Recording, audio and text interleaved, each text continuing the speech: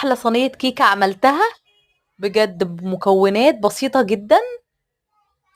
دي صينية مقاس 24، مكوناتها كوبايتين دقيق وكيس بودر و2 فانيليا و3 بيضات، ممكن تخليهم بيضتين، وكوباية لبن ونص كوباية سكر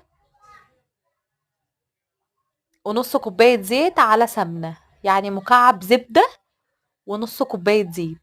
بس كده وهتطلع بالجمال والطراوة، بجد طعمها حلو جدا ومظبوطة جدا.